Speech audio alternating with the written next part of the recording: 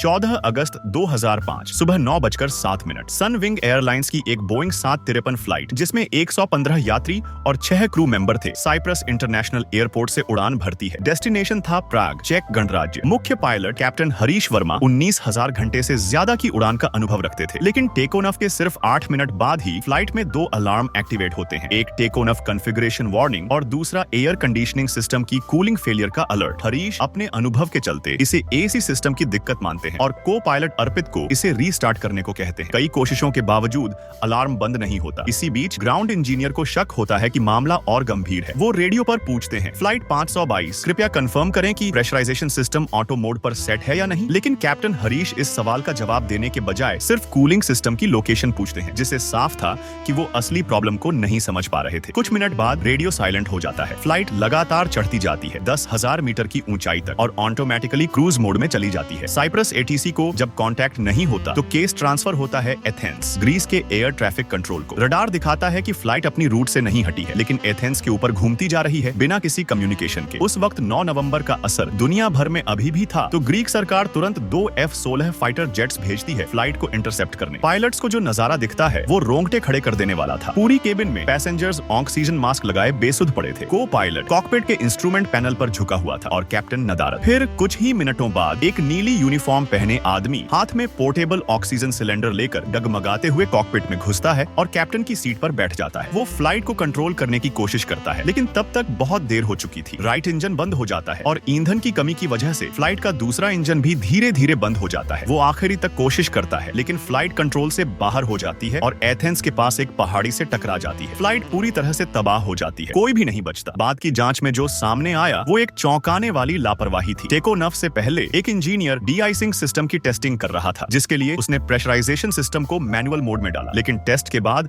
उसे दोबारा on topper नहीं किया गया। कैप्टन हरीश ने अलार्म को सिर्फ एसी की दिक्कत मान लिया और प्रेशराइजेशन सेटिंग्स चेक करने की जरूरत नहीं समझी। उसी गलती की वजह से केबिन का प्रेशर लेवल बढ़ते ही ऑक्सीजन की कमी होने लगी। कुछ समय बाद सभी पैसेंजर्स बेहोश होने लगे। उनके ऑक्सीजन मास्क सिर्फ 12 मिनट तक ही ऑक्सीजन दे सकते थे। कॉकपिट में कोई ऑटोमेटिक ऑक्सीजन सप्लाई नहीं थी, इसलिए कैप्टन और को पायलट भी बेहोश हो गए। जो व्यक्ति आखिरी कोशिश करता हुआ कॉकपिट में पहुंचा वो था फ्लाइट का security officer Aditya Yadav. Scuba diving का शौकीन होने के कारण उसे ऑक्सीजन की कमी से थोड़ी देर तक लड़ने की आदत थी। सबके बेहोश होने के बाद उसने बैकअप ऑक्सीजन सिलेंडर ढूंढा और क्रू कोड की मदद से कॉकपिट में पहुंचा। उसने इमरजेंसी पावर और कंट्रोल्स एक्टिवेट कर दिए, लेकिन फ्लाइट को बचाने में देर हो चुकी थी। सबसे दुखद बात ये रही कि बेहोशी से पहले रेडियो को सही चैनल पर स्विच नहीं किया गया था, इसलिए आदित्य की सारी कॉल्स ग्रीक एटीसी तक कभी पहुंच ही नहीं पाई। आखिरकार एक जोरदार धमाके के साथ फ्लाइट हमेशा के लिए खामोश हो गई।